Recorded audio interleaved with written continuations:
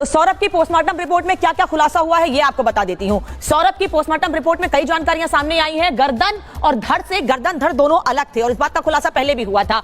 दोनों हाथ कलाई भी अलग कर दिए गए थे क्योंकि ड्रम में उसके शव को काट कर डाला गया था। सीने पर 3 गहरे जख्म, चेहरा पूरी तरह से सूजा हुआ था। गले पर फंदे का निशान था, यानी कि फंदे से गला दबाकर भी हत्या की गई है। पहले चाकू घोंपी गई, उसके बाद गले को दबाकर किसी चीज से, किसी रस्सी से गले को दबाया गया, जिसका फंदे के निशान भी दिख रहा है, जिससे कि यह सुनिश्चित हो जाए कि सौरभ बच ना सके। गहरी चोट, खून बहने से मौत की जानकारी मिल रही है और सड़ी गली हालत में उसका शव मिला है क्योंकि उसके शव को काटकर उस प्लास्टिक के ड्रम में डाला गया और उसके बाद उसको सीमेंट से पूरी तरह से भर दिया गया था। यही वजह है कि शव सड़ी गली हालत में मिला है।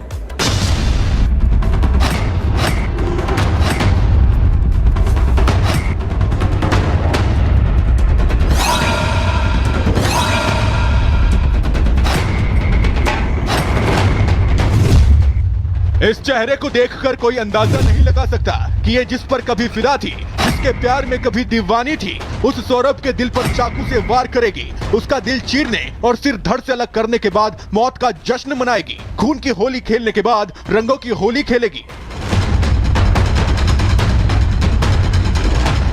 साहिल और उसकी कातिल मुस्कान ने सौरभ राजपूत के साथ किस कदर दरिंदगी की, कैसे सौरभ को न सिर्फ मौत की नींद सुलाया बल्कि मृत शरीर के साथ क्रूरता की इंतहा पार कर दी।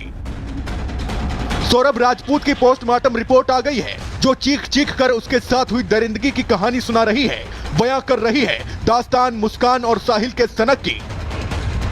रिपोर्ट के मुताबिक सौरभ की हत्या 2 से 3 हफ्ते पहले ही की जा चुकी थी। पोस्टमार्टम रिपोर्ट में मौत का कारण हत्या से पहले मारपीट, खून का बहाव बताया गया है। हत्या के बाद शरीर कैसा था, उस पर क्या क्या निशान मिले हैं, उसकी जानकारी रिपोर्ट में लिखी है,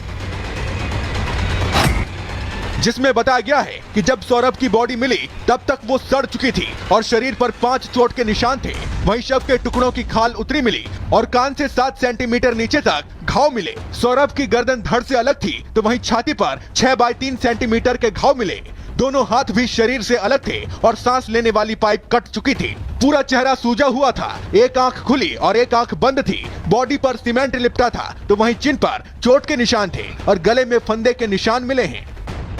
सौरभ की हत्या के बाद दोनों ने सोचा था कि एक साथ ऐसे ही पार्टी करते हुए जिंदगी कटेगी, लेकिन समय का पहिया घूमा और उनके अपराध का पता चला और अब इस वक्त वो सलाखों के पीछे हैं। अब खबर है कि नशे के आदी हो चुके साहिल और मुस्कान जेल में नशे की मांग कर रहे हैं, जेल में सफेद पाउडर के लिए तड़प रहे हैं। यहाँ पर नशा मुक्ति केंद्र है, उसके माध्यम से उसका उपचार किया जा रहा है और जो नशे के विड्रॉल सिम्टम आते हैं उन दोनों को